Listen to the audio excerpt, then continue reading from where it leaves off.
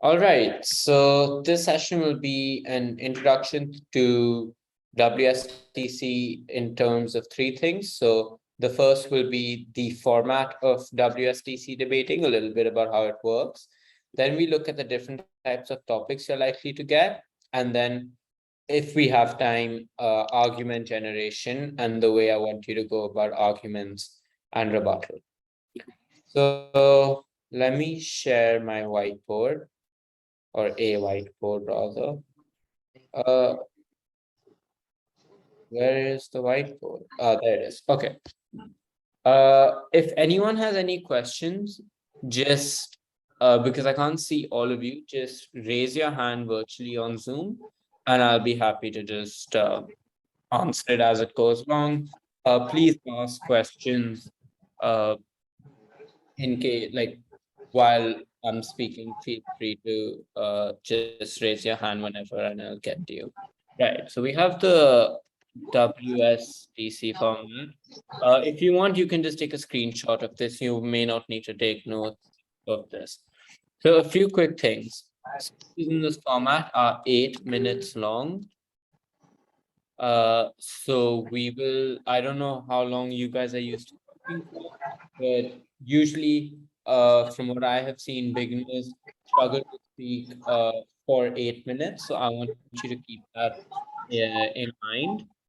We have two teams. We have the proposition and the opposition. This is sometimes called the government and opposition, affirmative and negative.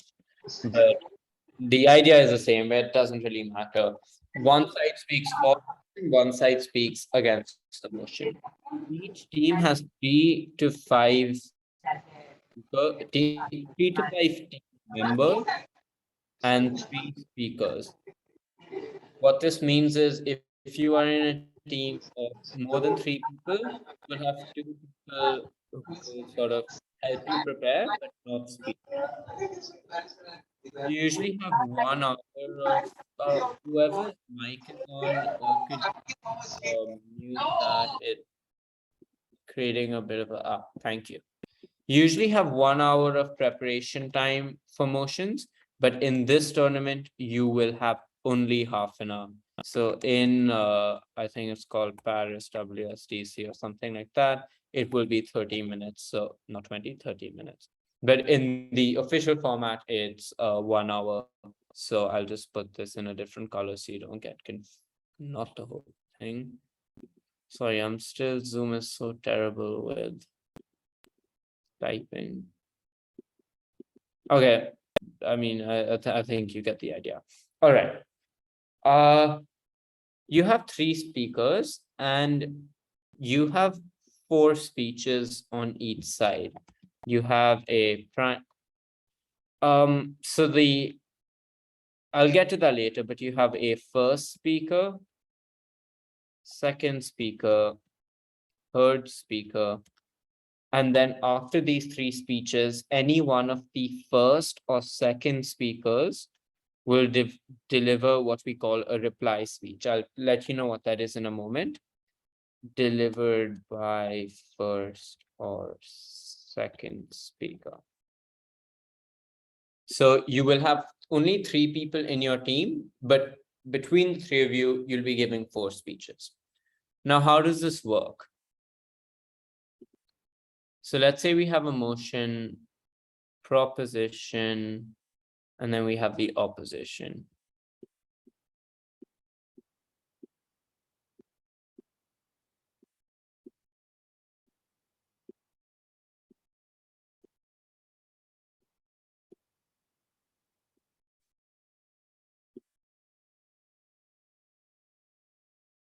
Right. So this is how the flow of the debate goes. It'll begin with the first speaker from side proposition, who is sometimes called the prime, or not sometimes. The official terminology is the prime minister. Then the leader of opposition will speak. Then you have the deputy prime minister, or what we call DPM, and we call these PM and LO. Then over here we have the deputy leader of the opposition. Then we have what we call the the government whip. I'm sorry that my text is all over the place. And then we have the opposition whip,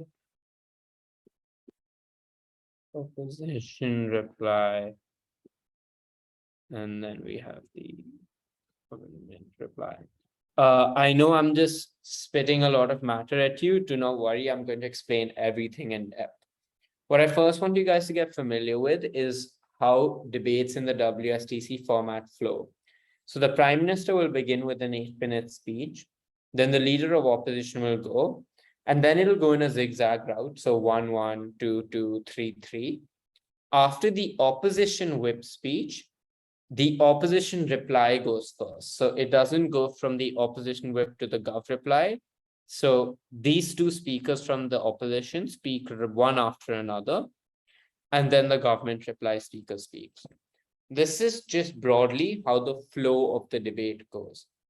And everything is here. I want everyone to take a screenshot of this page.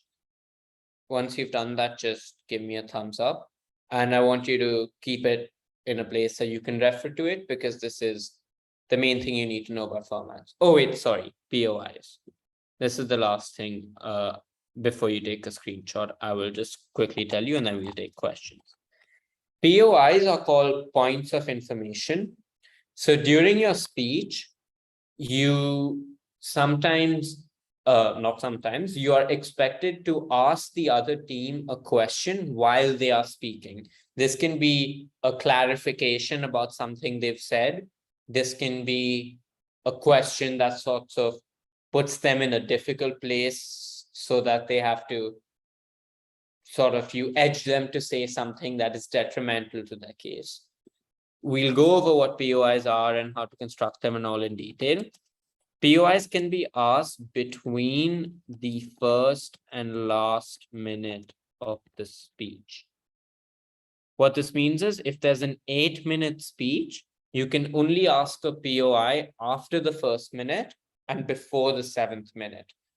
The first and 7th, so from 0 minutes to 1 minute and from 7 minutes to 8 minutes are considered protected time. If you want to ask a POI, all you need to do is verbally say point of information. You can raise your hand. Sometimes on Zoom, you may need to type in chat, but you just interrupt the speaker and say point of information. It is up to the speaker to accept a POI or not. So you don't have to take them if you're speaking. It is advised to take at least one and not more than two. The last thing about POIs is that there are no POIs in reply speeches. You can now take a screenshot of this. This is the basic introduction to the format, and I assume there'll be a lot of questions. So, and we did that pretty quick, so I'm quite happy with that. But I also know I went very fast. So at this point, any questions about the format itself, not necessarily about what each speakers do and everything. I'll go through that after, but about the way, the flow of the debate. I'll take questions now, so you can just raise your hand.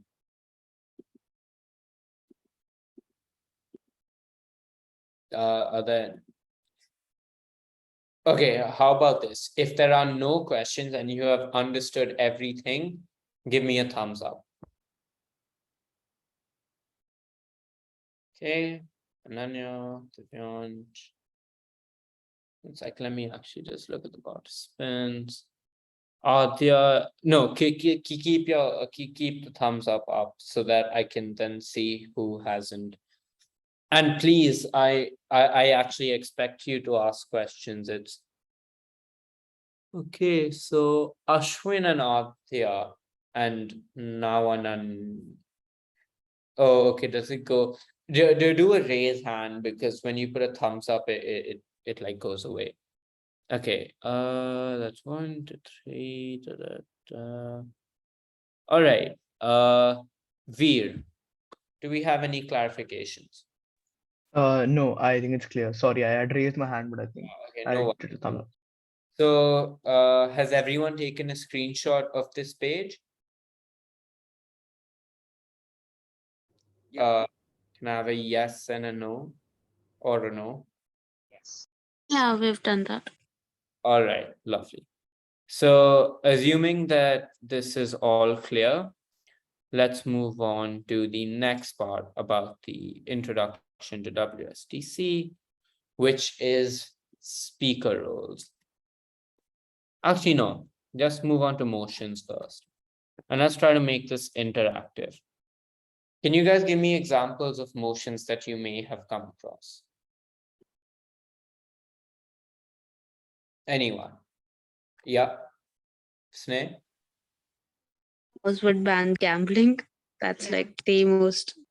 Would ban gambling. Give me more examples. I want at least 5 from you collectively. Aisha? This house believes that all fast fashion companies should have an equity committee to look into All- eco-friendly claims. Sorry, this house believes that all fast fashion companies. Should have an equity committee to look into environment-friendly claims.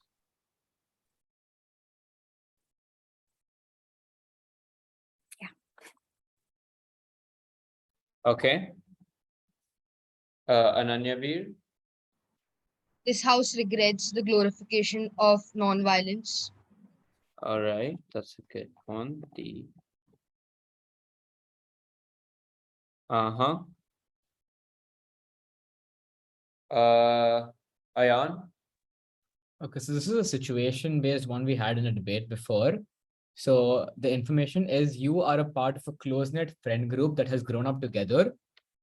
Recently, you have begun to develop feelings for one of your friends and hear that they like you back. Upon confiding in a friend, they warn you that a breakup has the potential to fracture your friend group. So the motion is this house would pursue the relationship. So this house as the friend. Yeah, would. Not as the friend, like your friend told you that Yeah, you know, yeah. So this house as the person. Like if you are the person, you would you pursue the relationship. would pursue the relationship. All right. And Sambhav? This has supports the growth of regional political parties.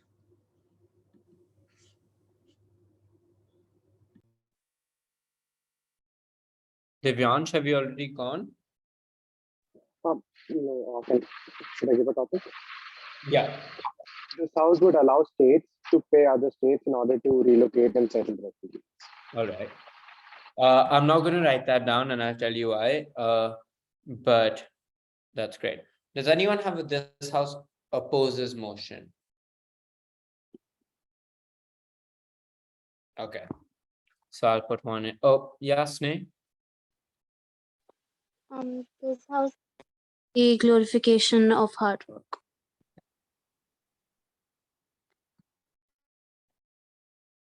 And I'll add one last one, which is our prep motion. What was it? Scientific.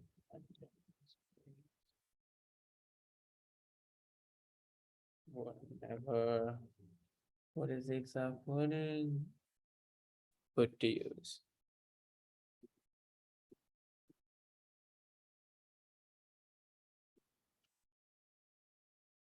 All right.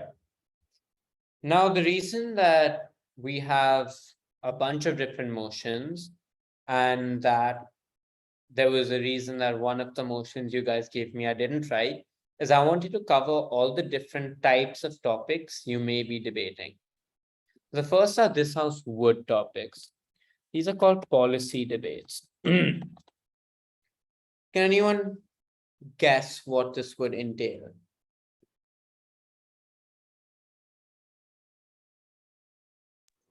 Yeah, Devyan? These debates would require a model essentially to show how the policy that the proposition says should be implemented. Mm-hmm. What else? Uh, Aisha? we Right. No, similarly, I was just saying it would require a policy debate is basically when you're discussing the introduction of a policy, or the House or the other side would oppose the introduction of said policy. So it would include all the a description of the policy and all the factors which would come under it. So Yeah. the model and an alternative model by the opposition. Right. That's good. So for those of you who don't know what a model is, in a policy debate, what you're essentially doing is you are proposing or opposing a policy. If you are on the proposition, so if your proposition on this house would ban gambling, you would be expected to spend in your first speech about a minute explaining how you would go about implementing that policy.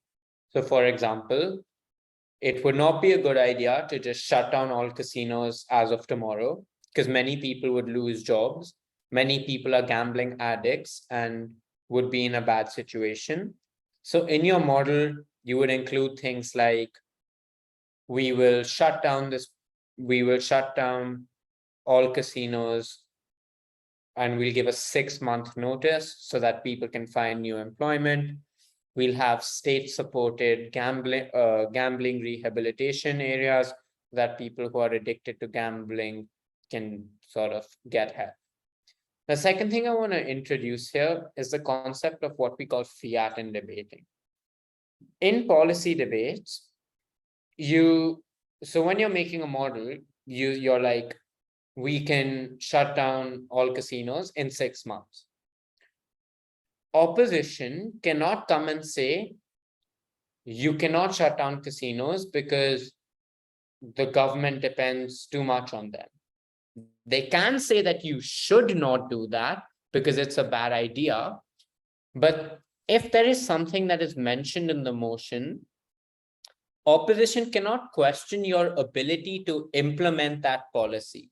So they cannot say, we would not ban gambling because it's too hard to implement, or because you don't have the resources to implement it. So policy debates, till a large extent, assume that you have what we call the fiat, or the capability to do what the motion sets out. Similarly, when you're constructing a model, you have fiat to do things like say, we'll do this in 6 months. An example of something that you cannot just say and assume will happen is, we will direct 20 million or $20 billion towards gambling rehabilitation. You can say that in your model, but then it is well within opposition's right to question whether you have the $20 billion to do that or not. But setting up rehabilitation clinics, that's reasonable. So there's no hard and fast rule of what you can do and what you need to sort of defend, but try to do a reasonability check as to, if this was in the real world, how would this policy be implemented? So this house word motions are usually policy debates. So I'm just adding a P here. Now, this house believes that motions are also policy debates, even though they are, this house believes that. So if you say all-fashioned company should have an equity committee to look into environmentally friendly claims, you would still be expected, or rather advised, to come up with a model. However, the extent of fiat that you would have would reduce slightly, but that is a very, what we call meta level consideration. I would say my best advice is, for all practical purposes, this house believes that motions can be policy debates. They can also be very different debates. So for example, you can have a motion that goes, this house believes that God exists. Now that's not a policy debate. So when you're looking for whether or not to have a model, whether or not it's a policy debate in fiat, the first is, if it's this house would, then that automatically tells you it's that kind of debate.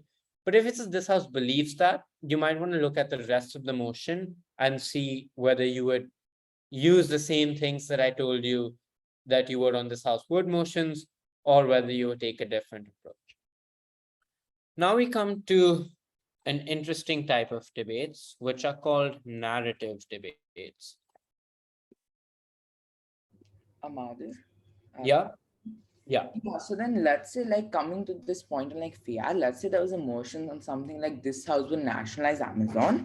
So can one of our points be like, let's say proposition says we're going to give them a fair price when you nationalize Amazon. So then can you say that that's actually unfeasible for the government because Amazon is such a big company, they simply don't have the budget to buy it at a fair price? That is a subjective question. So you're saying that when we nationalize Amazon, we will put like price floors and Like let's say the government buys it at market price. Let's say that's the model proposition is running with. As opposition, you can attack that model, right? you can. It's all about the specific attack. So you cannot attack propositions saying we will buy it. You can't say you won't have enough money to buy it.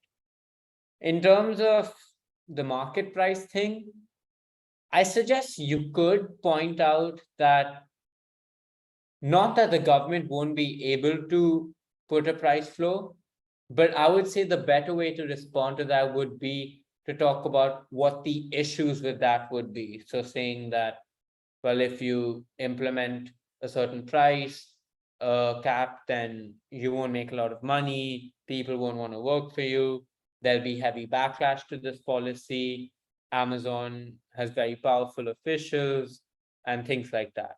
So rather than attacking its feasibility, it's a better idea to attack the idea as a self and whether or not it's a good idea. Yeah, Aisha. Could you explain what a model is just Yeah, once again? of course. A model is in a debate where you're proposing a particular policy. It is a detailed or a more detailed description of how you would implement that policy, which goes beyond just the motion. So if the motion is this house would ban gambling, obviously a policy is that we would ban gambling. But there are issues that could arise, right? So for example, if I say this house would, if my model is just we'll ban gambling tomorrow, opposition can come up and say, okay, but then millions of people who work in casinos around the world will be unemployed. Cities like Las Vegas, who depend on gambling for revenue, would, face a very difficult time. So in order to defend yourself from these type of attacks, what you usually do is you create a little more detailed policy. So instead of just in your speech saying, we support banning gambling, it would be a better idea to create a model which says we would ban gambling, but give a 6 months notice to all casinos so people can find new employment. Or we'll set up rehabilitation clinics so that people who are gambling addicts can, go and get help and they're not just sort of thrown into the dark end. Does that make sense? Yes, it does. Thank you. All right. Yeah, Sneh? Sneh, do you have a question? Yeah, I'm audible now. Yeah. Yeah, I was just looking at the distinctification that you did in the first and the second motion in regards to the first being a this house would and the second being a this house believes that. Let's say that in the this house believes that motion, you somehow are not able to defend your model post the LO speech. Something that is really sad, but it does happen. Would it be fair for the proposition to go ahead and then say that, look, understanding that it is that this house believes that motion, we're not under any fixed obligation to defend our model, and that we're going to let it just fall in the entire debate? You can, but you will lose the debate if you do that. You have to defend the model that your first speaker lays out. It is the job of the other team to attack your model. It is then conversely your job to defend it. That's like saying that, okay, you can't just quit the debate. You also can't add new parts to your model in the second and third speech. What you can do is add clarifications and sneak in a little bit more nuance, a little bit more explanation, so that the attacks do not stand. But if first opposition defeats your model, all debates are, well, if you're going to good tournament, debates are quite evenly set. So even if they rebut your model, there will always be a defense to that rebuttal, which you as a second or third speaker are expected to lay out. What I was trying to understand is what would be the difference in the obligations that a proposition team has in both the motions. Is there any difference, or would you just suggest that there is probably the same structure in the same? In the first two motions, Yeah, is there a difference between this house would and this house believes I that? mean, there is yes, but that's a much more advanced level distinction. If you want the answer, it is that in a this house believes that motion, all fast fashion companies, it's slightly less centric on the policy and more on just it's hard to put into words. I don't want to confuse you. So for right now, treat them as the same. All right. But this Thank doesn't you. mean treat all this house would and all this house believes that motions the same. It means these two particular motions are both policy debates. If I have a motion, this house believes that God exists, please don't come up with a model and say, I don't know how you create a model in that motion, but Yeah. don't. Right. This is a really interesting one. This house regrets the glorification of non-violence. This is a narrative debate. Can anyone guess from me just telling you that it's a narrative debate, how this may differ from a policy debate? Okay, so, well, you can regret something which has already happened or is happening. So you don't propose it. You don't you just tell why it's wrong. You don't propose a solution, but you tell why it's wrong as proposition. Okay. If So I may. I will, oh wait, yes, someone else had something to say? Yeah, Sneh? Yeah, the way I would say it is that policy motions like the first two would be a bit more comparative as to saying that what would be the better way to push forward the objective that is highlighted in the debate. Whereas the third motion is much more of a consequential one, where you're trying to analyze what is the impact of something that has already happened, and is that impact good or bad. So in the first two, you're trying to cause the impact, whereas in the third one, you're trying to establish whether or not the caused impact is good. I don't agree with that completely. You are right to say that it's red. So what I've done is I've taken what you guys have said and written it down in a way that you can screenshot it. Both debates need to be comparative, but here's where the difference comes.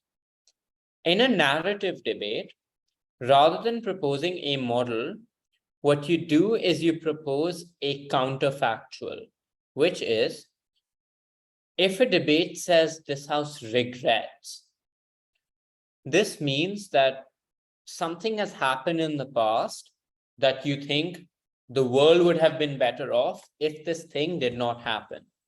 So this house regrets the glorification of non-violence. This means that in the past, non-violence has been glorified.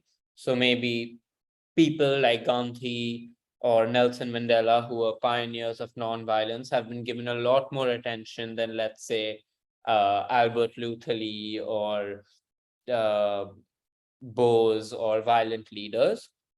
And you in this debate need to say that that is a bad idea that society had, and it would be better if we did not glorify non-violence. But then I'll take you in a second, Ananyapi. But you can't just say that. You can't just say glorification of non-violence is bad. Instead of a model, you need to mention what you would prefer instead. So if non-violence was not glorified, how would you like people to treat it? Would you want people to oppose non-violence? Let me ask you this. Anyone? Ananyavir, is that an answer to my question? Yeah. You would Uh, want, So uh, basically, in these emotions, I think you have to establish like a metric as to how much we regret a certain thing. For example, in these motions, we regret the glorification. So we can go and say that we don't regret the idea of non-violence, but actually glorifying it. You yeah, can provide a metric as to I, how much. I, I think you hit the nail on the head there. I'll take Ananyavir and Ashwin and then I'll move on. Yeah. Okay, Ashwin? Yeah, I don't think you need to say explicitly that non-violence is bad. I think it's more of a comparative thing here, like why exactly is violence better than non-violence, rather than saying non-violence is completely bad. Again, I think that's a pretty motion specific thing as well. Yeah, I don't agree with you on that. You're right to say that what you are regretting is not the idea of people supporting nonviolence, but it's the glorification. So in these kind of motions, you need to look out for keywords. The keyword here is glorification. So if you don't like the fact that people glorified nonviolence in the past, you would want them to praise the idea. So say it is good to be nonviolent, but we should not glorify it. Now, what is the difference between the two things? And this is a very important question, and one of the biggest reasons that regrets motions get muddled up.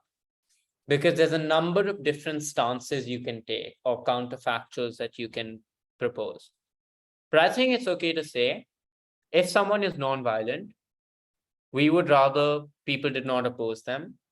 We're fine with people supporting them. But what we do not like is people building statues of them, people putting their faces on currency, having documentaries and movies and films made about these people. All of these things are unique to the word glorification, which is the key word in the motion. So when you look at this topic, you want to identify glorification, think about what glorification is, and then you begin your speech by explaining that, and then talking about a counterfactual. So what would you rather have had if not glorification? Watch the WSDC 2019 finals. It's a glorification motion, and the first proposition speaker does a pretty good job of doing what I told you about. Yasne.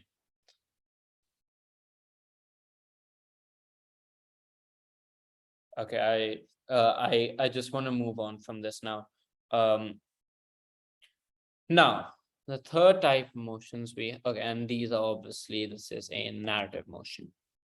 Now we have actor motions. These are interesting. This has as a friend would pursue the relationship. So I'm actually going to put a different motion because this one's a little confusing. Oh my God. Okay, so let's just Hi, am I audible now? yes. Sorry, it's just a glitch in my phone. I'm so damn sorry for this. Can I just push forward a point? Yes, but can you make it quick? Yeah, sure. So, what I thought would probably be a good argument for this motion for, let's say, non-glorification of non-violence is the way that glorification of non-violence has been perceived by the community. They're probably arguing that because of the glorification of such an idea, people have tried to justify their complicity in regards to something by just saying that, look, we're non-violent and that's why we're good enough in this situation. And that even though those leaders probably had a very good narrative, such as Mahatma Gandhi and Nelson Mandela, probably they were very good in regards to usage of non-violence. In the present world, it has actually harmed the social movements that we're looking at rather than benefiting them. Yeah, that's a fair point. But rather than, I agree with what you said, by the way. But right now, we're not really looking at specific arguments, but rather how you would tackle the motion. I want you to look at this motion right here. Nate, can everyone who knows what NATO is, just raise their hands. Sorry, I forgot to lower my hand. Oh, that's okay. All right. Okay, so some people know. All right, that's all right. I assume everyone is familiar with the fact that Russia invaded Ukraine. I hope so. Is that a yes? Yep. Yeah. That's a yes. NATO is an alliance between a lot of Western countries. So it's basically the US, Canada, and a lot of European countries who basically it is like a regional bloc, like, so it's imagine like something like the UN, not really. But the important part about them is they say that if any country declares war on a NATO member, so France is a member of NATO, if Iraq declares war on France, every other member in NATO, like the US, all other European countries, Canada, will then declare war on France. That's just a sum up of it's a lot more complicated than that, but that's the sum up of what NATO is. Is that clear? Can someone explain that back to me who didn't know what NATO was before?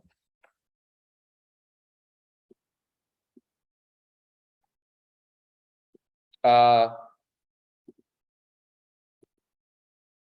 will start calling on you.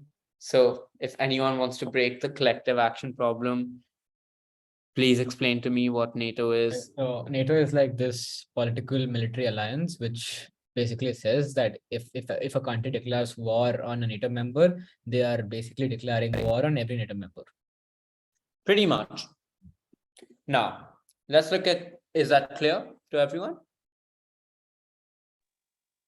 Yep. Good. Yeah, great. Now, this motion is interesting. This house, as Ukraine, would join NATO. The keyword here is as Ukraine. These are called actor motions. In these motions, you need to look at, imagine you are the Ukrainian president. You need to look at only what is best for Ukraine. You don't care about the global community unless it impacts Ukraine. So Ukraine may care about trade with other countries insofar as it regrets Ukraine, as it impacts Ukraine. But if it's something that doesn't, then you don't need to defend it. Another example is this house, as North Korea, would abandon their nuclear weapons program. Now, in this debate, you probably should not be making arguments like North Korea should abandon their nuclear weapons programs because it makes the world a safer place. Because do you think North Korea cares about whether the world is a safe place or not? Unless it impacts North Korean people. Like, do you think North Korea cares about the safety of people in Japan? No. No, right? So whenever you have a motion that says as something, you need to look at that motion only from the point of view as those people. So in the motion that someone gave, this house as the friend would pursue the relationship, you need to put yourself in the shoes of that person and think about how they will think. Is that clear? Yes. All right. This house supports the growth of regional political parties. This is similar to these two types of motions. In supports motions, you have less fiat, so you can't have a really detailed model, but you can still say, you can have clarification. So you're expected to explain what a regional political party is, what you consider a regional political party, what you don't, because we have what we call in debate ambiguous terms. So regional political parties, there's no like one term for it, right? So you can explain a little bit about that. But I would say if you have this house supports or this house opposes, because they're really the same thing except flip, don't spend too much time on creating a very detailed model. Spend more time on explaining the keywords. So in this motion, you want to spend some time talking about what the glorification of hard work is, and opposing it. I want someone to tell me what the difference between these two motions is.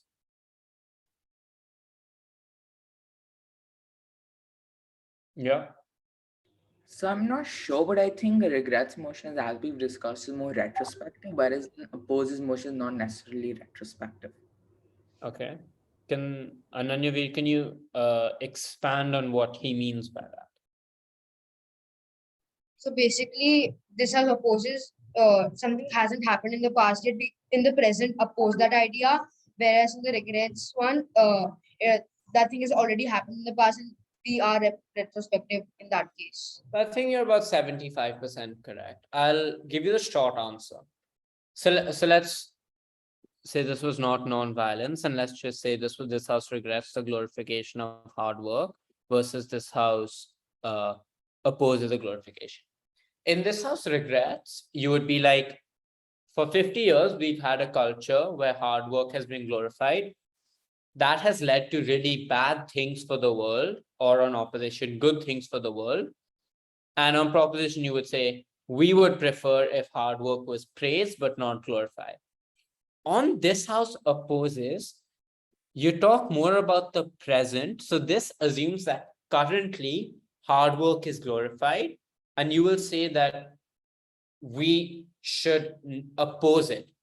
This also requires some kind of model, whereas a regrets motion would require a counterfactual. So in a regrets motion, you say, we would rather people looked at this in a certain way. But in this house opposes the glorification, you are expected to lay out how you would oppose it. So for example, through social media, through, okay, what are some ways we can oppose the glorification of hard work? Why don't you tell me? Someone who hasn't spoken. Who hasn't spoken? Ananya.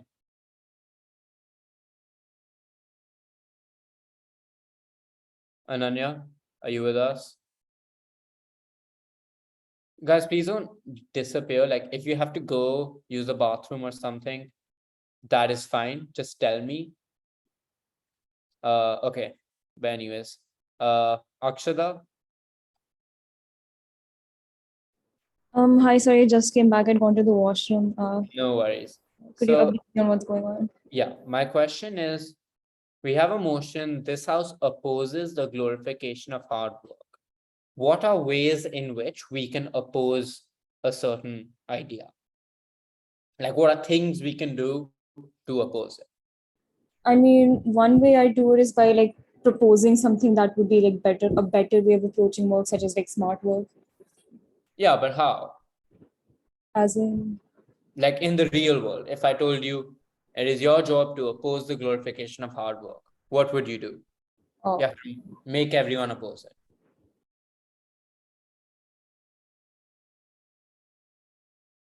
Okay, anyone whose hand is raised, Aisha. Right. To oppose glorification of hard work, I kind of thought of conventional media as well, such as movies or books. So the portrayal of characters are conventionally considered hardworking. So that's something which can go against general social mindset of what hard work means and how it's being glorified. Okay. So if there's a movie that glorifies hard work, you would then criticize that movie. Okay. Right. Yeah. Sneh? Right. So, a very weird idea, I guess. But if first of all understanding why hard work might be required, that which is the entity at large that is, saying that you go ahead and do hard work. So that's probably a school, that's probably a corporate that you're working for. In that scenario, you go ahead and say that, look, we'll not do that. We're opposing this system defined by these people in power, and probably just pushing forward that argument that, look, people in power don't care, and stuff like that.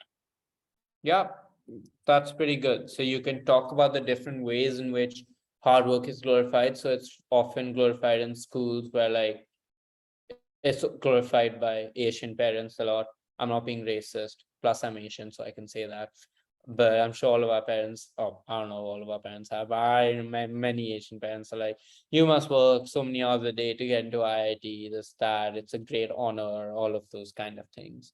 I won't take any more questions on this. I'll take questions. I won't take any more ideas. Okay. Last is this house prefers a world. This is important because this is going to be a prepped motion. Ronak, do you have a question? I had a question on the motion. You said the House opposes the glorification of hard work.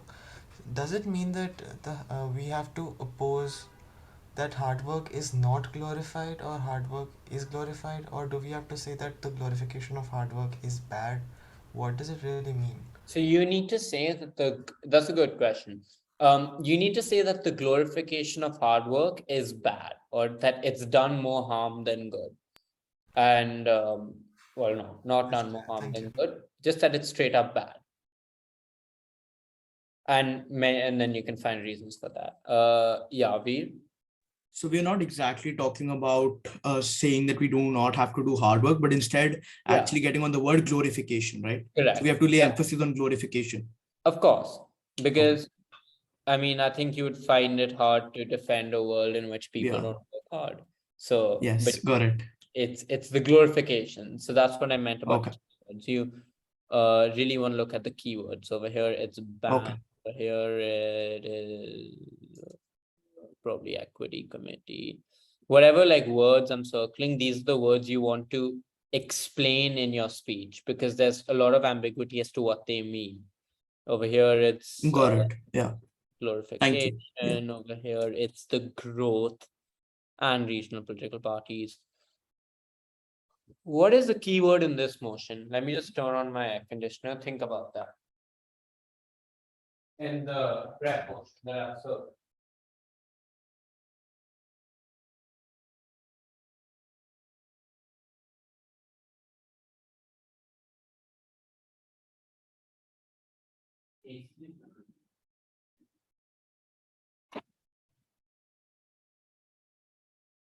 yeah, guys. What is the keyword in this motion? Yeah. The key phrase. Who hasn't spoken? Sambhav, I believe. Yeah. So then I would say that like this is not a keyword, but I would say that the most important thing, at least for me, is the phrase were never put to use, which indicates that proposition doesn't necessarily have to defend unethical research procedures, but simply has to state that, okay, we get that it's wrong, but we simply don't want to see like billions of dollars of research just destroyed or never put to use to like help humanity just because they were unethical. I think you should. I think you're 85% correct. I think you still need to oppose unethical research procedures, but the main focus is whether they should be put to use or not. That's where the debate takes place. It's not this house prefers a world in which scientific findings were not based on unethical research. It's about whether, given that these findings have happened, should we use them or not? And this brings me to I'll take everyone in a second. In a motion, this house prefers a world. It's a little different. So in the current world, usually in debate, the opposition defends the current world, or what we call the status quo, and the proposition proposes an alternative.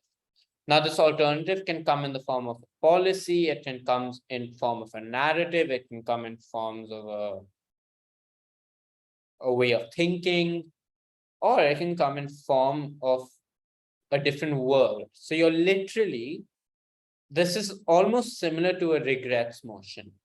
So what you're saying is, in today's world, we have had many scientific based findings that were found based on unethical research, and they were put to use. We would rather, after these findings were done, nothing happened after them. And then you will need to explain what that means. So what are some ways in which you can ensure that findings that are unethical are not being put to use? Also, you have fiat over here. You don't actually need to give a huge model as to how you will regulate it. This is more of an ideological debate. So you don't necessarily need to be, we will ban scientists or imprison scientists or whatnot. You just need to say it's a bad thing that these things are being put to use. So you have that amount of fiat in this motion. I will take questions at this point, not clarifications. Oh, sorry, not like ideas. Yeah, questions. Ashwin and then Sneh. Yeah, how much do we focus on the word unethical? Like, is it important to define, for example, is testing on rats unethical? Is Yeah, animal abuse unethical? How much should we focus on? it is very important to define that.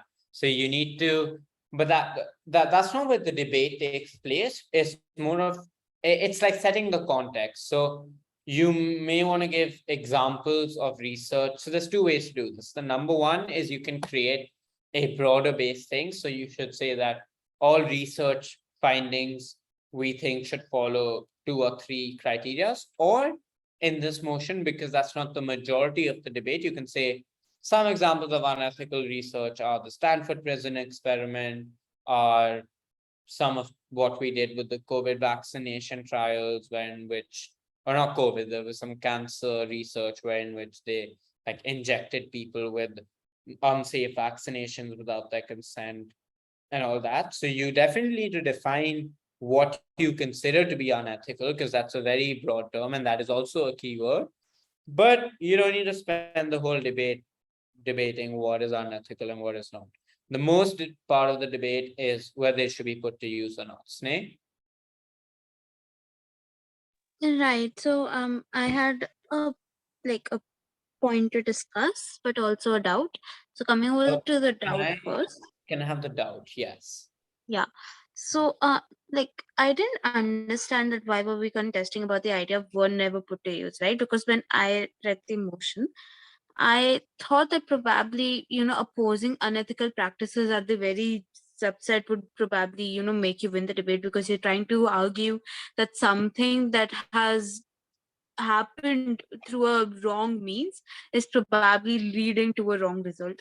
So firstly that why is it exactly important for us to push forward the idea for word never put to use, but also like what does it exactly characterize into, right? So word never put to use, are we talking about it done after the research, and won't it then become like very easy for the opposing party to just say like, look, you've done the research, you've made it unethical, you've made it happen now, the only way to make it any less redeeming is to probably just use it at the current point. Yeah, I think that's a good argument from the opposition, but again, you are expected to rebut that. So off the top of my head, you can say if we put them to use, then that creates a terrible precedent where people do shitty things, and then you're like, okay, that was a bad thing to do. You should get put in jail for it, or you should be shamed for it. But we'll still use it. So people will continue doing these things. And that's worse. But we'll discuss the motion in depth later. What you're saying is right. Opposition can say that. And that is probably one of the, at least I've done some base level construction of the cases on both sides. And that is one of the points I was thinking about on opposition. Okay. Can everyone take I know it's a bit of a messy screen, but do still take a screenshot of it. Also, if you like, I know a lot of this is just keywords, but if hopefully you've been paying attention, you'll just be able to read through this and sort of understand what's happening. And if you're taking your own notes, that's really great. Just a follow up again. Sorry to make it a hassle, but so consider this motion as a situation based one or a policy one, or like neither probably. It's not a policy motion. It's a situation based motion, because you're saying that a world in which these things were never put to use would be a better world. So it's more similar to like a regrets motion than it is to a support or a word motion, if you sort of get where I'm coming from. Okay, cool. So if there are any further questions, if you need to drop out now, you can, because I haven't covered argument generation, and I won't, because that is something I want. Oh God, speaker roles. Yeah, because some of you need to drop off. I'm not going to do the important part of which is speaker roles.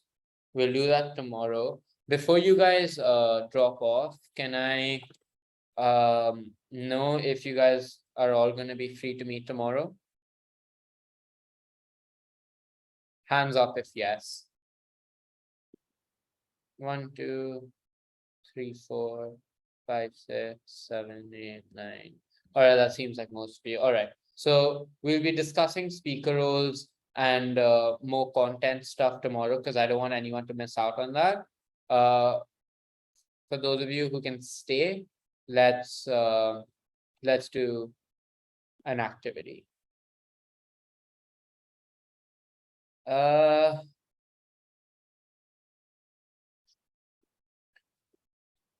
All right. Adir, I had a question. Uh-huh. I joined the call a little late. I wanted to know what was done before, Can we send you the recording and then you can watch it and then text me on WhatsApp, or you can give me a call and I can fill you that in. works. Thank you. Because I don't want to waste waste too much time. What kind of drill do I want you guys to do? Because I would have ideally liked you guys to give speeches, but let's do this. Let's split everyone into 2 teams. So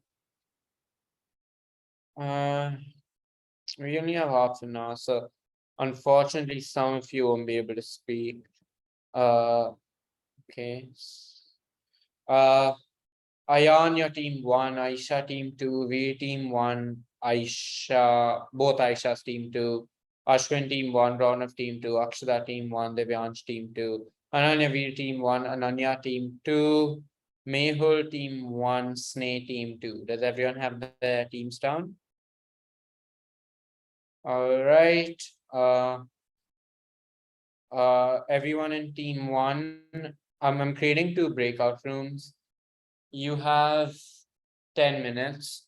Don't join the breakout rooms yet. Why? How do I create breakout room? Enable waiting room. Why am I not being allowed to create a breakout room? You need a pro account for that. Do we not have a pro? No, I'm pretty sure we have a pro account. The meeting would have ended if we didn't.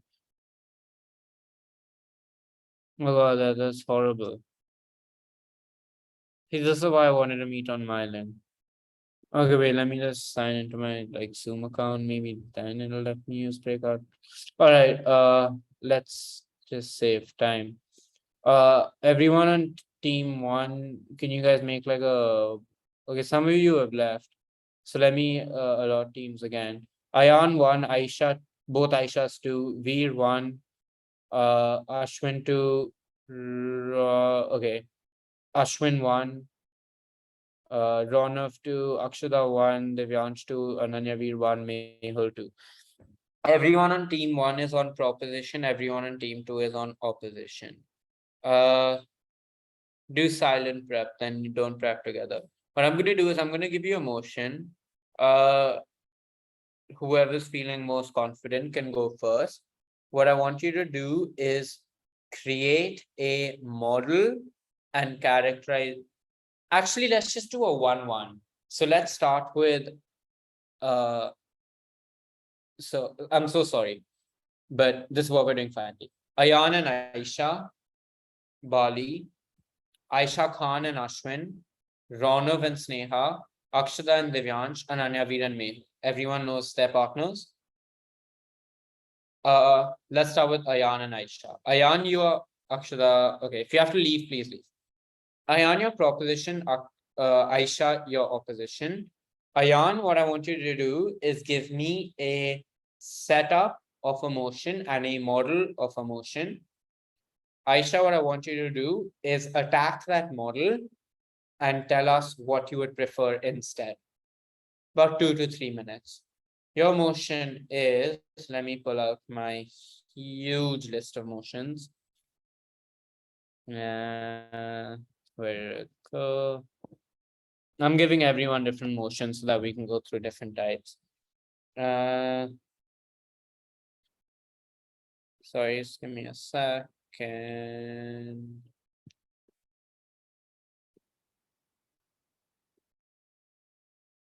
All right, your motion is this house opposes the narrative.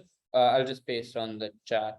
So this is for Sambhav, not Sambhav, Ayan and Aisha Bali. Ayan, your prop, Aisha, your op. Take 2 minutes to prep, or by the time I give everyone their motions, start preparing. Ayan, what your model will be, what your count, or not your model. So actually, no, I shouldn't have to tell you. Refer back to your notes and create a setup for me of this motion. I don't want arguments. I just want a setup as to what this motion entails, what the keywords are, explaining them in a strategic way. And Aisha, I want you to rebut that and tell me what you would prefer instead. All right. Now, Aisha Khan, you are proposition. Ashwin, you are opposition on the motion.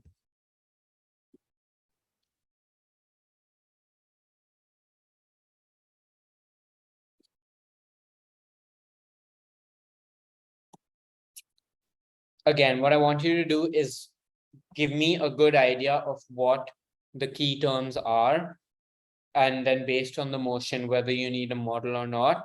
But I don't want a dictionary definition. I want a debate definition. So I want examples, I want analogies, etc. And when you're rebutting, I actually just want to see some rebuttal to whatever they say. So Aisha and Ashwin, this is your motion. Ronav and Sneh, Ronav, your prop, Sneh, your op on the motion. This is a nice one. Divyansh and Anyavir, are you both there? Yeah. All right. So Divyansh, your prop, and Anyavir op. Your motion is.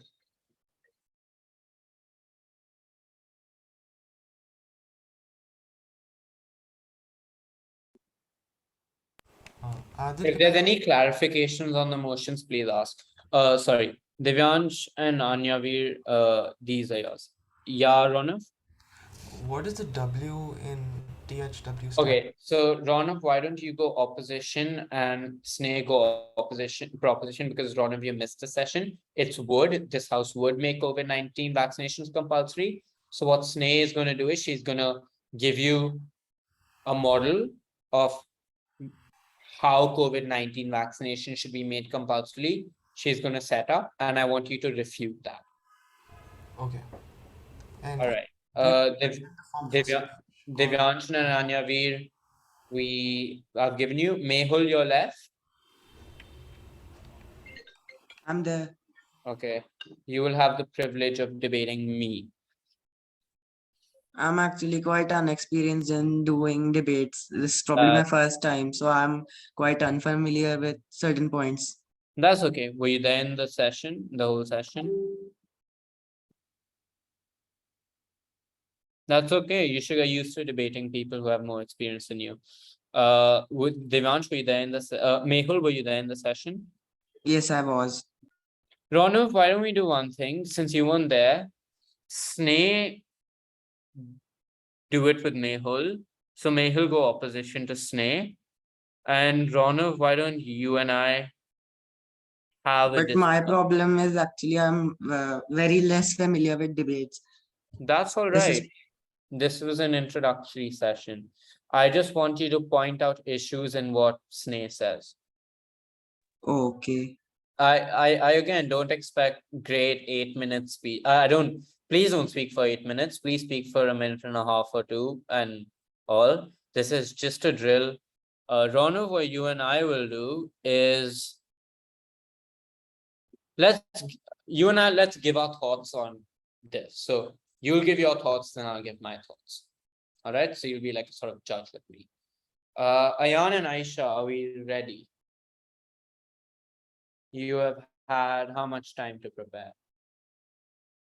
4 minutes. I know I'm giving you absolutely no time to prepare. That's because you need to get used to 30-minute preps. So even if you're kind of not good, that's okay. All right. Ayan, if you're ready, and whoever you're. I have a very basic. Guys, just one thing. it's a pet peeve of mine. Before you start speaking, please don't give me expectations of your speech. So don't be like, hey, my speech is going to be shit. Hey, I don't know this, that, whatnot. Not only is it a pet peeve of mine, life advice, it's really bad things to do. It makes you come across as underconfident.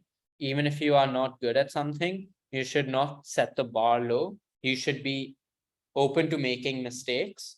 And you shouldn't be like, hey, I'm going to make a mistake, because that almost makes it seem like you are ashamed of yourself, rather than it being normal that you are a beginner debater and will obviously make mistakes.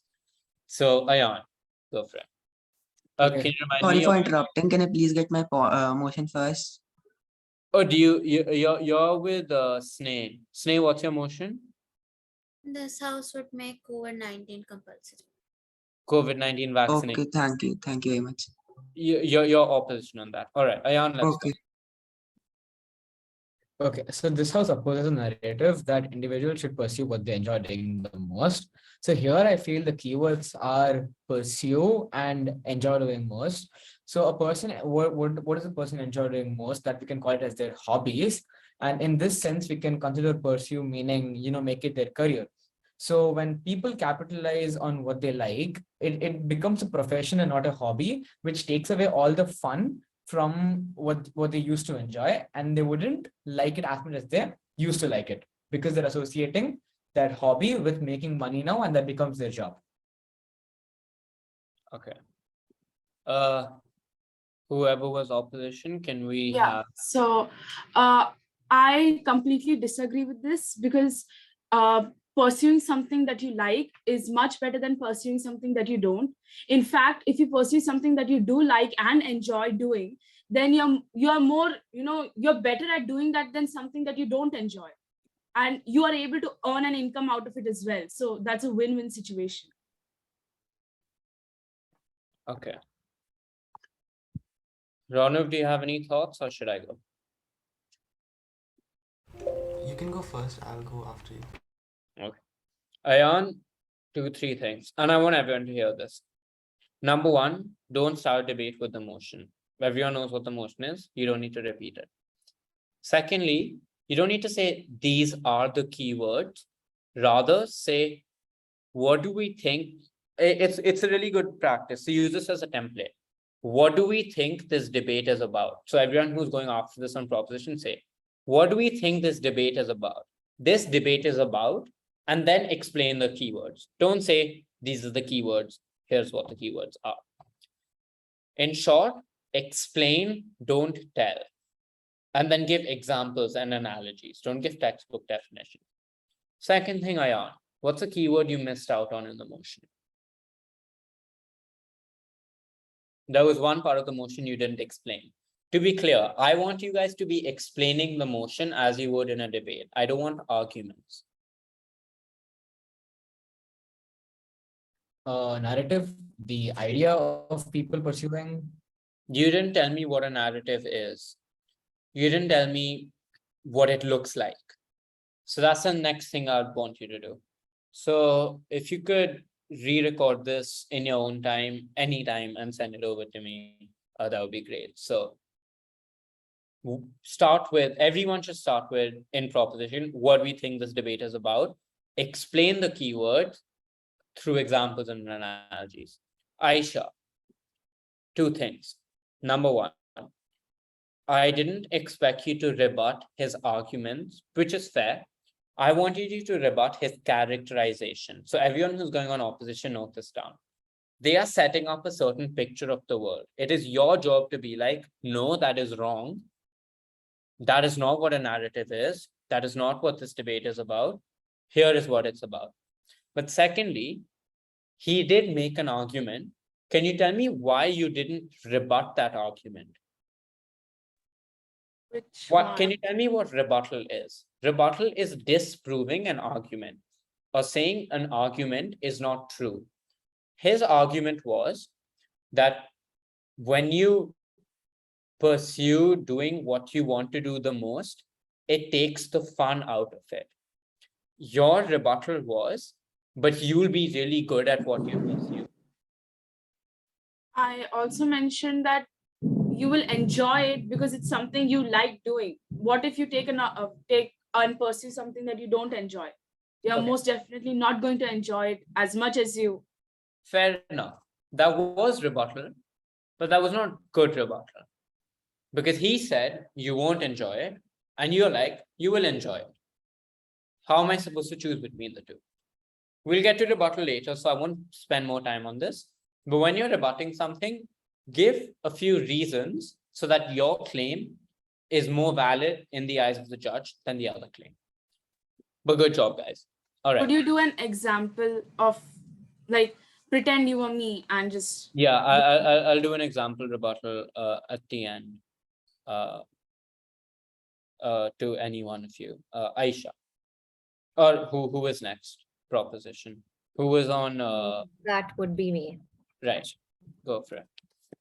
All right. So the proposition strongly stands by major news outlets not being allowed to send their journalists to war zones. Aisha, don't repeat the motion. Start with what is this debate about?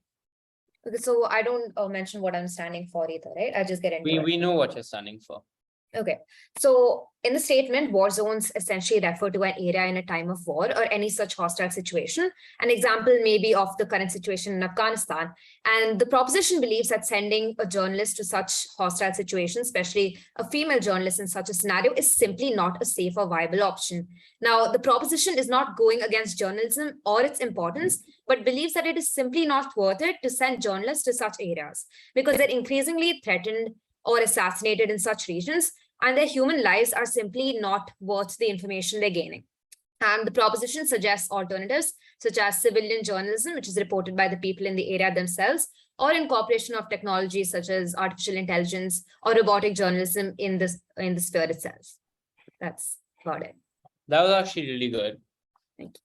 You started making arguments, so female journalists, all of that. That doesn't come in your introduction and characterization. That'll come later. What did you do well? You clarify that you don't oppose journalism, which I don't think is a clarification you need to make. What I really liked and what everyone should take back and do after this is she proposed an alternative. So obviously, you need to know what's happening in war zones, but you don't want to send news reporters there. So she said, instead of doing that, we should just talk to civilians there. And that's a better idea. Really good stuff on that. What I didn't like so much is your definition of war zones. You said a war zone is a hostile situation. In other words, a war zone is a war zone. An example of a war zone is Afghanistan. I need something more than that, because give me what are different types of war zones. Give me an overall metric on which you would consider war zones. So say that if a country has 1, 2, 3 criteria, we would consider that to be a war zone. Examples of such countries are Afghanistan and all. Really good stuff on the counterfactual. Let's hear the rebuttal. So to begin with, a couple of important characterizations. Number one, journalism and journalists in particular. I think journalism is not limited purely to the art of writing and telling a particular news story. I think any aspect of news, that being cameramen, the people working behind the scenes, all of these comes under journalism at some part. Number two, why exactly their model of civilian journalism fails? This model fails because fundamentally in the vast majority of war zones, there is a lack of information, right? There is very little information exchange. You don't hear information coming out from the people of North Korea or from the people of Afghanistan. North Korea is not a war zone, I take that back. I mean, from the people of Afghanistan. And that inherently prevents the outside world from getting this information, and it prevents the outside world from getting effective information. And that is why the model of civilian journalism fails. So the second model was with regard to robotics and AI journalism. I think that is very far into the future. It's not exactly feasible in this debate. All right. You actually rebutted her model, and you rebutted it pretty well. Lack of information from people is good, but why was that incomplete?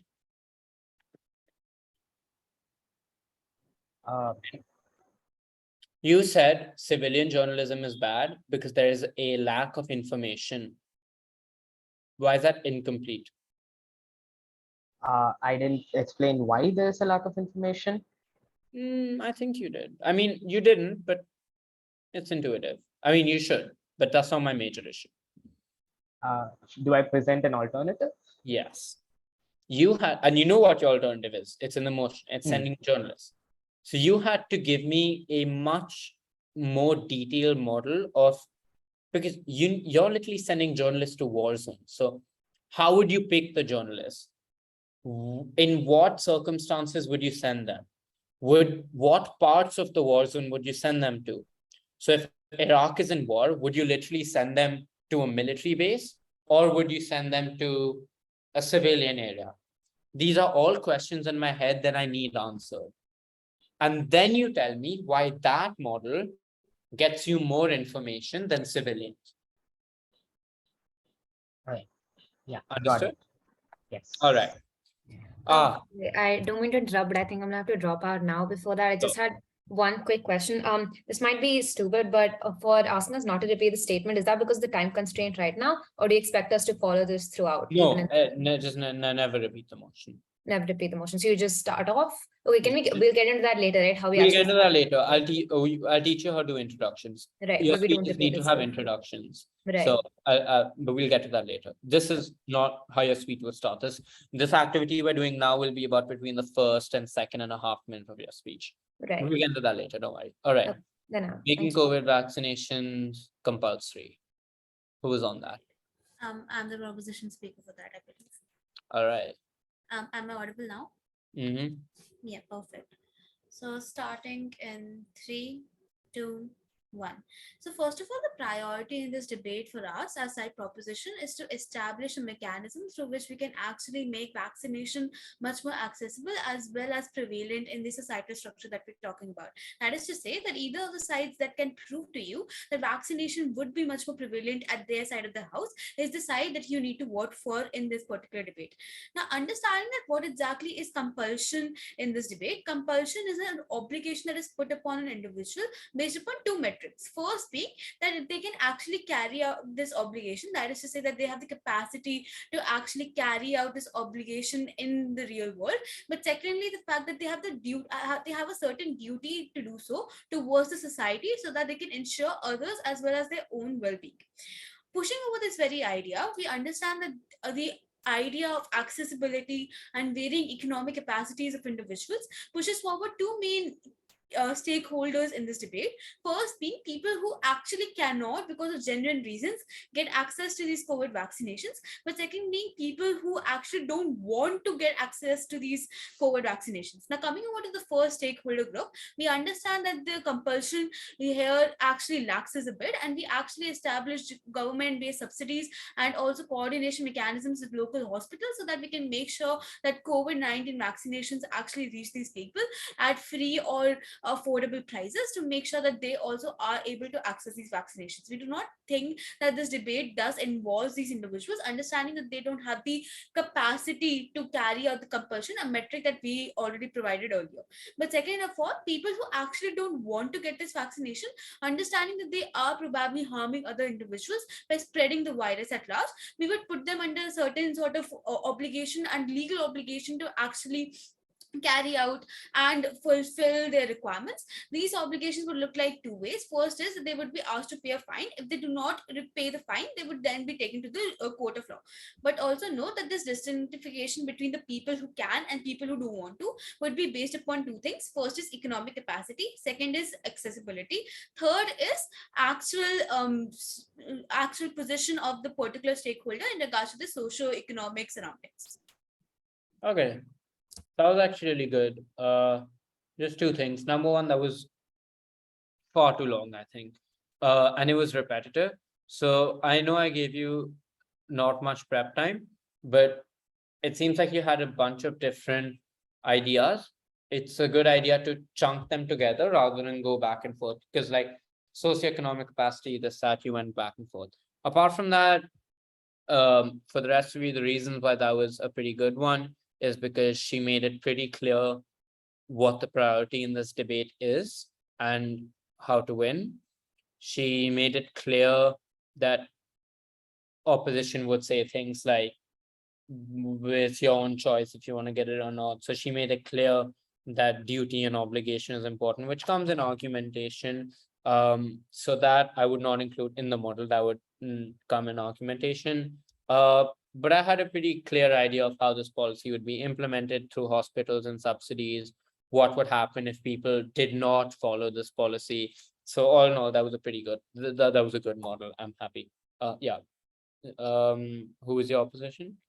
I am the opposition. I actually don't have many, like I don't have a proper debate model. I just have some Mehul, points. I, Yes.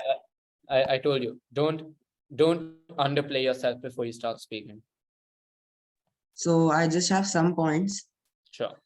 First of all, I will say I clearly disagree with the point that one can spread the disease, because there were many who were actually tested positive even after vaccination. Factually speaking, antibodies develop after 3 to 4 weeks of vaccination, and one can infect others and be infected during that period of time also.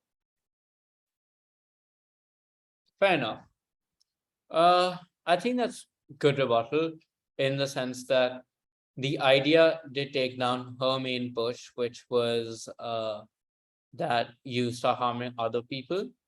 What I would have preferred is if you created a counterfactual, because there's clearly a problem, which is like COVID is being spread. So if you told me, instead of making vaccinations compulsory, what are other things we can do to make sure that people take vaccinations, but then we don't like force them to take vaccinations, right? Because forcing someone to like have a needle injected into them is a pretty big violation of their rights, correct?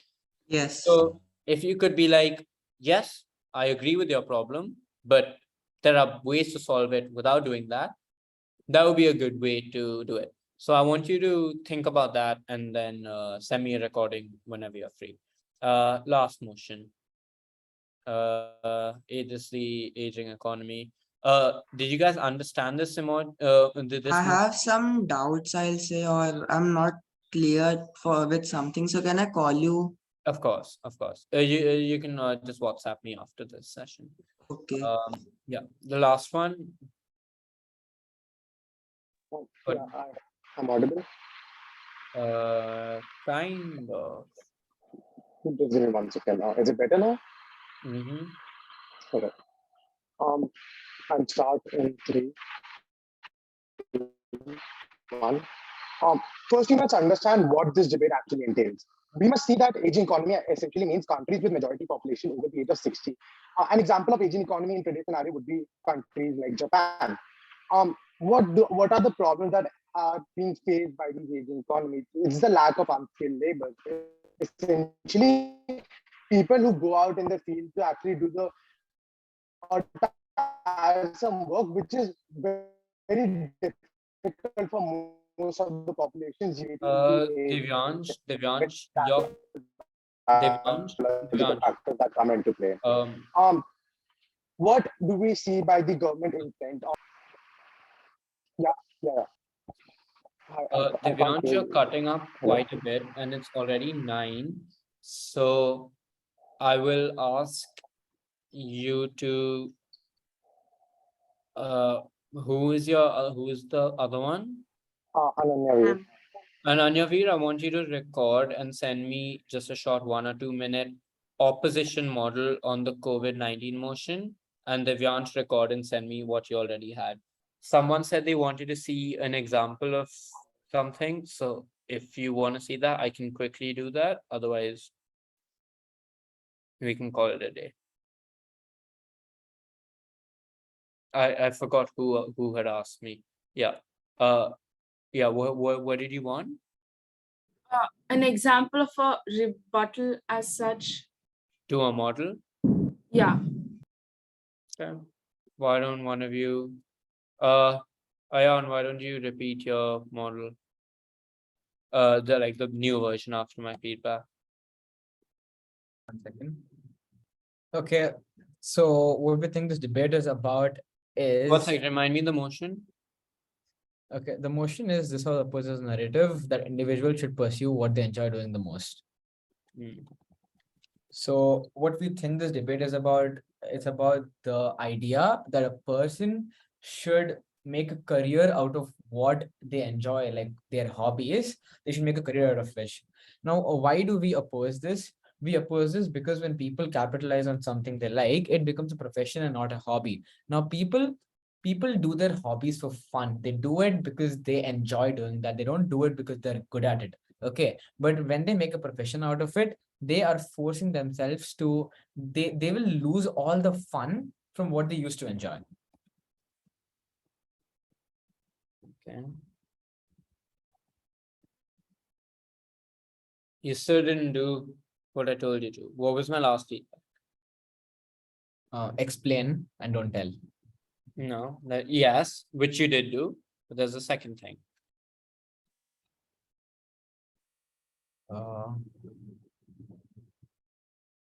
You didn't explain what a narrative is. Okay. All right. But anyways, an example of just rebutting what he said. There's two issues with the model that proposition gives us.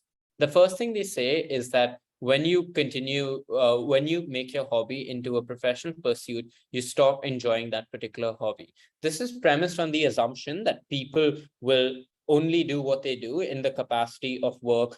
What we propose in our counterfactual is individuals, for example, working on things they may not necessarily like the most. So for example, if you are an artist, not spending 8 to 9 hours a day trying to sell art if you come from a low income family, because that is a risky opportunity, but rather maybe taking up a job in a bank, which you may not enjoy as much, but you get, oh wait, sorry, I'm on the wrong side. I support the narrative that they should pursue enjoying doing what the most. One sec, I'm so confused. Did you? Sorry, I was debating for you. Can you repeat? I got really confused by your thing and repeat it with the narrative part. Okay, so I'll just use what you told. Yeah. I by the way, started debating for your side. So you can. I misread the motion. What we think this debate is about, well, the narrative this debate is set around is that a person should start and make a career out of something which they enjoyed in the most. So let's say there is an artist, okay, that a person likes to paint. All right. Now they can't go around spending the whole work day trying to sell paintings, especially if they are from a low income family. Instead, what they can do is they can pick a job in maybe IT or some other high paying industry, which will ensure their family's survival, which will ensure that they have shelter, they have food, and they can still do what they want, but maybe not as a career. They can still have fun from their hobbies, like how it's meant to be, and not make a profession out of it. Good.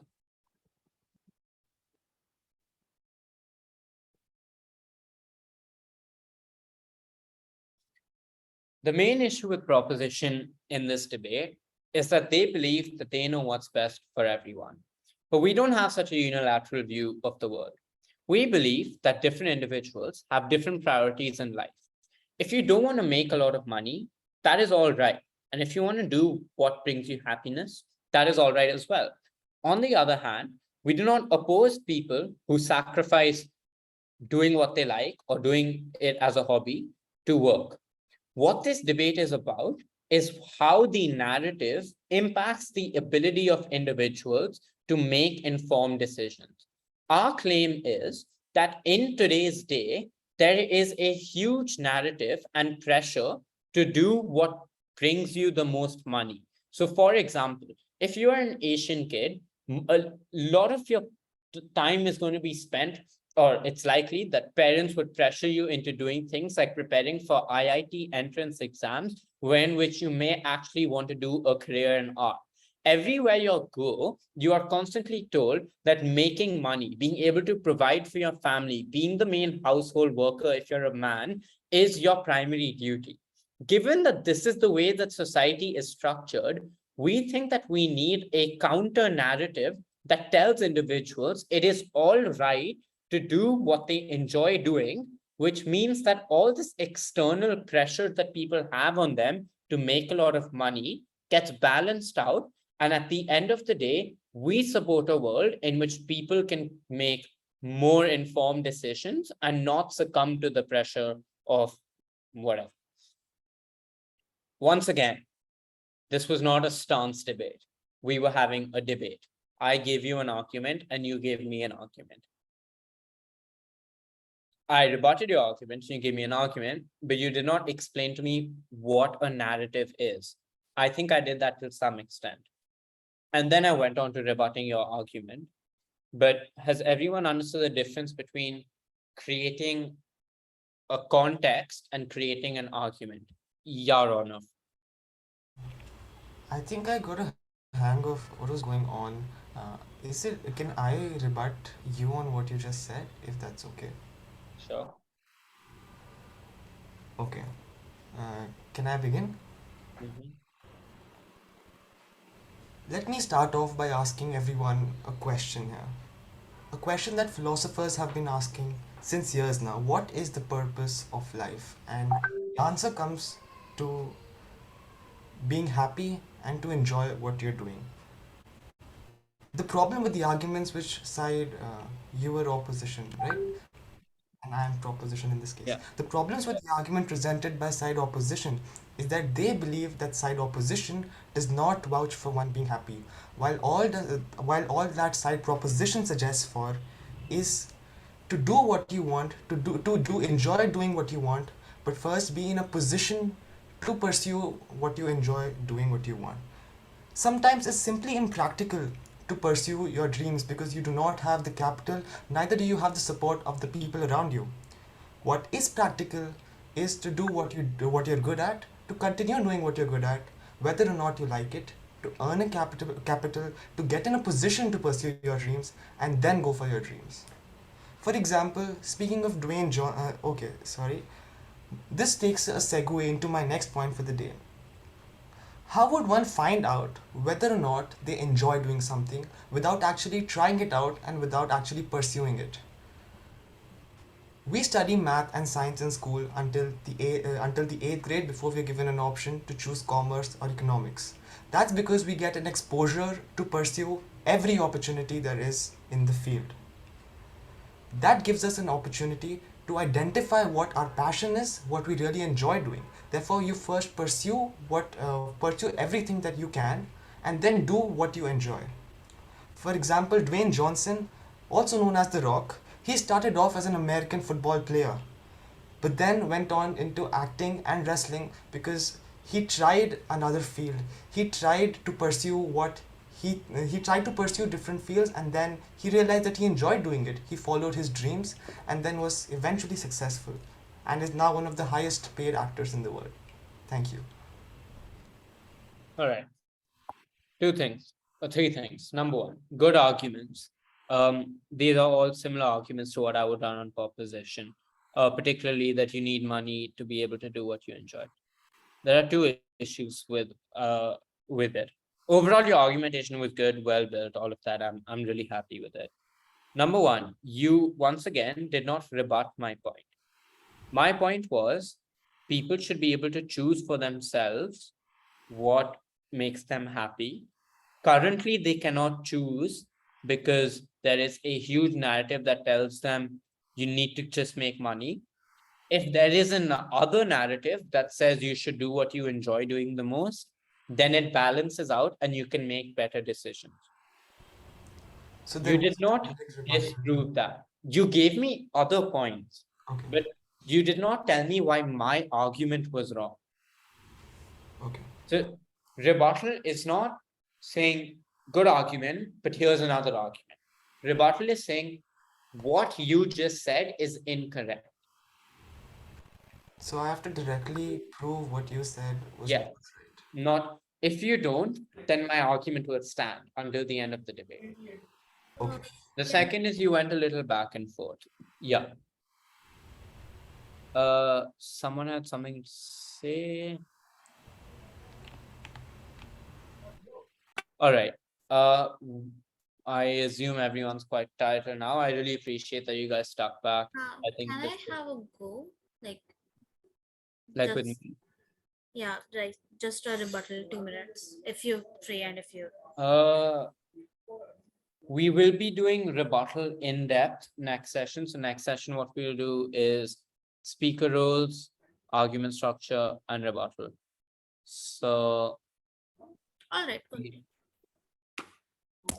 argument structure.